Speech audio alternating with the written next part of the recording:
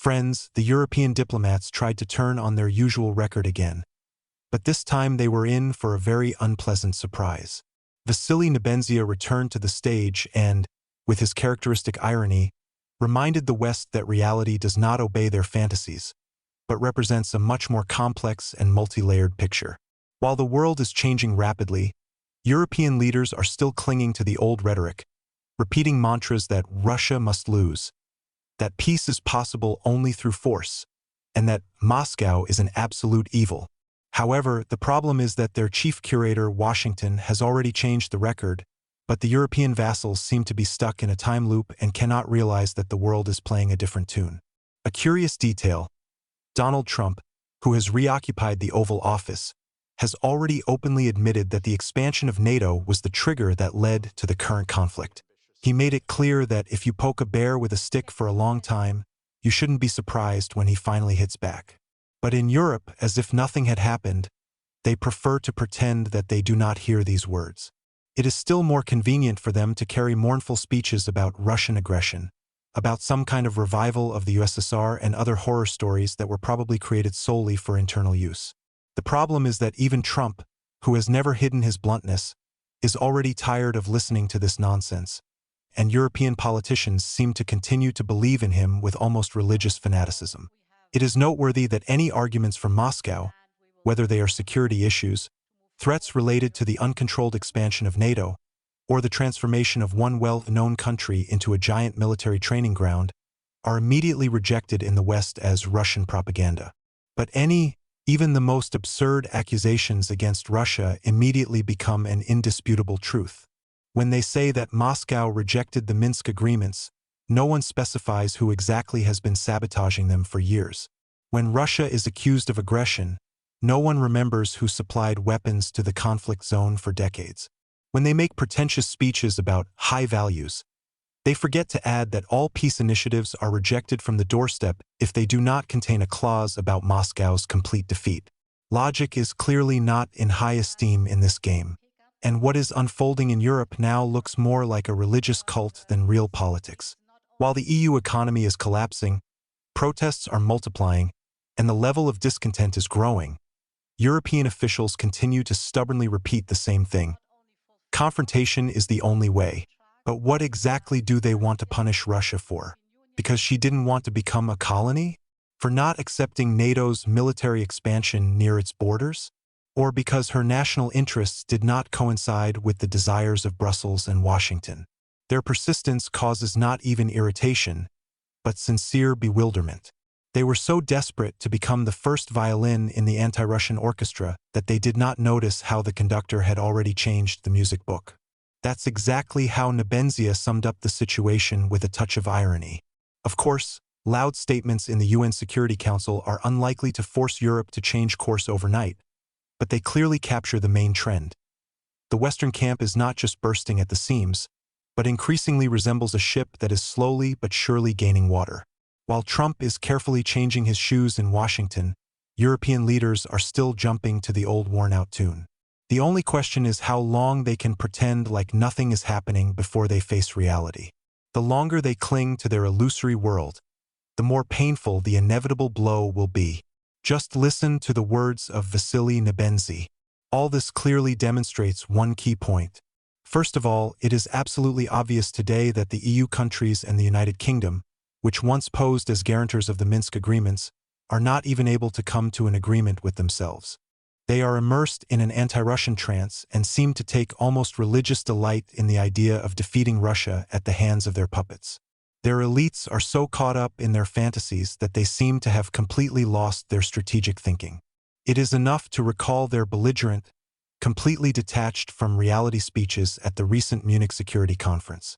Secondly, let's be clear. The ceasefire and the temporary freezing of the conflict are not peace in themselves. This is just a respite before a new conflict.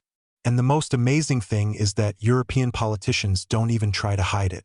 They explicitly state that in the event of a pause in the conflict, they will rearm a well-known country and prepare it for the next stage of escalation.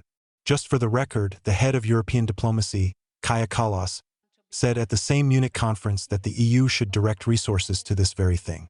This is no longer diplomacy. This is the ultimate in military lobbying. If these people are entrusted with the conflict resolution process, then only memories of one famous country will soon remain. The dialogue with the European Union is dead and buried. And not because Moscow destroyed him, but because European politicians dug his grave themselves. There are only a few people left among them who can still have a sane conversation. Thirdly, if someone really strives for long-term peace, it is necessary to eliminate the root causes of the conflict, rather than trying to freeze the situation in its current form. The Minsk agreements initially provided for the autonomy of the eastern regions of a well-known country, the protection of the rights of the Russian-speaking population, including the opportunity to study in their native language, freedom of religion, and the right to honor the memory of the heroes of the Great Patriotic War. All this remains relevant today. Now, any steps towards a settlement should concern those territories that are still under its control. At the same time, the new agreements should be implemented by those who really want peace, and not by politicians who prefer to arrange loud shows to please external patrons. The current president of this country found himself in a difficult situation, having lost the trust of a significant part of the population. Last year, he was elected with the expectation that he would contribute to peace, but instead the country has turned into an arena of geopolitical confrontation. That is why he tries his best to avoid elections, realizing that voting can change the balance of power. In addition, if someone is really aiming for a sustainable settlement, security issues need to be taken into account. In the long run, this means reducing the level of militarization of the region. However, European countries continue to turn a blind eye to this need, adhering to a hard line. Nevertheless, sooner or later they will have to make a choice. Continue playing global confrontation or start taking care of their own interests. Friends, while there are more and more signals in Washington about a possible revision of the previous course, and Donald Trump is cautiously distancing himself from the previous harsh rhetoric, Europe continues to adhere to the same line.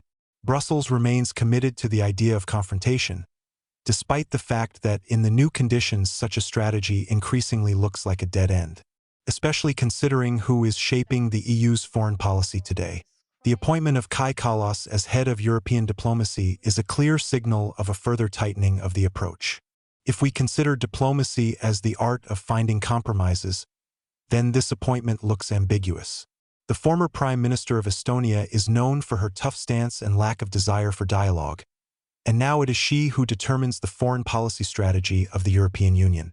Can this be considered a coincidence? Unlikely. Rather, it is a demonstration of intentions. In relations with Moscow, the EU plans to maintain maximum pressure, even if this creates serious economic costs for the Union itself. The consequences are already noticeable.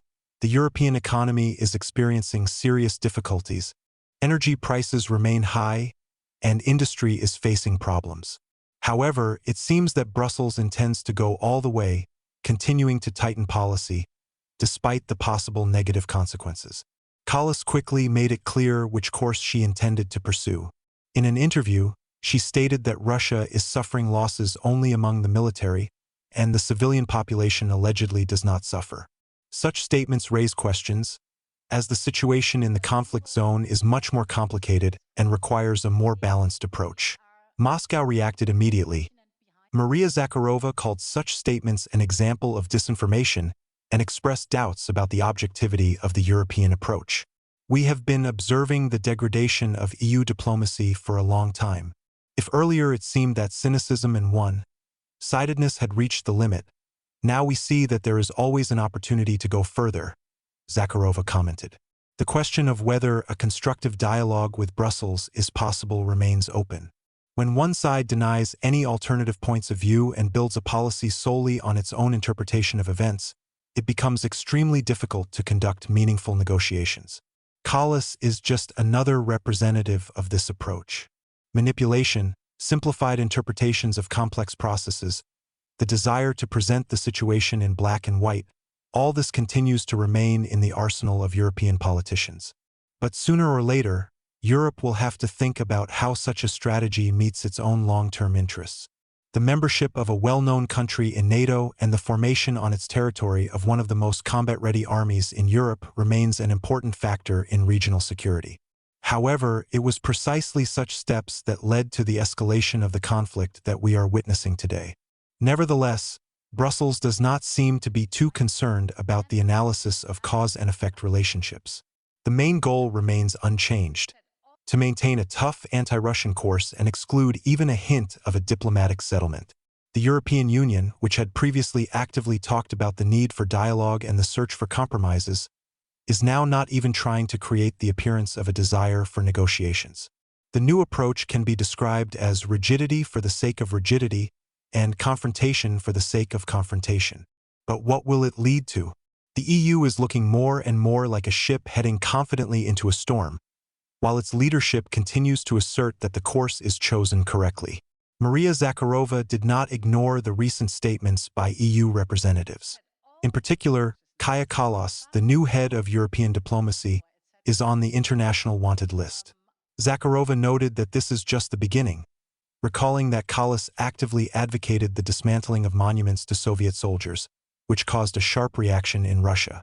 Now she is officially recognized as persona non grata, and the list of such figures is likely to expand. Already, attention is focused on some high-ranking politicians of the Baltic states, who could also be included in this list. A special political style has long been formed in the Baltic states, where anti-Russian rhetoric is used as the main tool for strengthening positions in the international arena.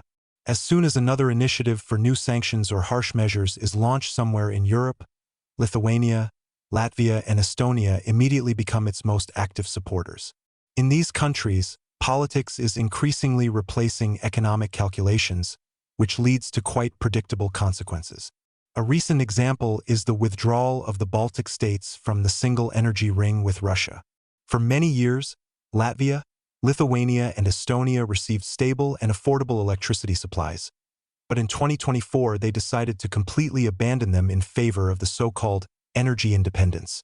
However, in practice, this has led to a sharp increase in electricity prices, which has put many businesses at risk. In Latvia, major manufacturers have already stated that the current tariffs cast doubt on their continued existence. In Lithuania, business ombudsmen warn of a significant drop in competitiveness. Economists warned in advance that without new sources of energy supply, such steps would lead to negative consequences. However, the political leadership of the Baltic states ignored these warnings, guided more by ideological attitudes than economic calculations. As a result, this policy did not hit Russia, but primarily the Baltic states themselves. However, their leaders continue to claim that this is a necessary price to pay for liberation from Russian influence. The political course of the Baltic states remains unchanged on NATO issues. They advocate increased military spending, increased sanctions pressure on Russia, and an expanded defense presence in the region. However, the reality is that these states' defense budgets are disproportionate to their ambitions. For example, Germany spends about 70 billion euros annually on military needs, while the total military budget of the Baltic states is about 3 billion euros. Despite this, it is these countries that are the loudest in demanding that other states increase their defense spending. Can such a position be considered a manifestation of sincere concern for security? Or is it rather a convenient way for small but ambitious countries to maintain their influence through external support? Against this background, the Baltic economies continue to experience serious difficulties. As long as their governments are confident that Brussels will continue to cover their costs, doubts are already emerging within Europe itself. In Germany and France, large entrepreneurs openly say that the sanctions policy has caused significant damage to European industry. High energy prices reduce the competitiveness of production, and many enterprises are forced to reconsider their plans due to instability. Nevertheless, the political elites of the Baltic states continue to adhere to the previous course. Any attempts to talk about a review of sanctions are perceived by them as working for the Kremlin, and admitting their own mistakes remains prohibited. They continue to demand new restrictions, even though they themselves are experiencing the greatest problems from them. However, this does not matter to local leaders. Their main goal is to demonstrate loyalty to their allies, even if it means acting to the detriment of their own economy. As a result, European taxpayers are paying for this policy, while the Baltic states continue to act as the main supporters of anti-Russian policies. Friends, it seems to me that all these events indicate that Europe is not yet ready to normalize relations with Russia. While the United States is already beginning to realize that a hard line is harming itself, Brussels continues to pursue a confrontational policy. The only question is how long the EU will be able to support it if its economy is already experiencing significant difficulties. And now I would like to express my opinion. To be honest, when you look at all this from the outside, you get the feeling that European politics is looking more and more like a play where common sense has long been replaced by loud slogans. The Baltic states, apparently, are ready to sacrifice their economies just to once again demonstrate their loyalty to Brussels and Washington, even if it turns against their own citizens. And Europe as a whole is following a path that increasingly resembles a vicious circle. Sanctions, crisis, new sanctions, and an even bigger crisis. The only question is, when will they finally admit that their strategy is failing, and who will be the first to say that it's time to change course?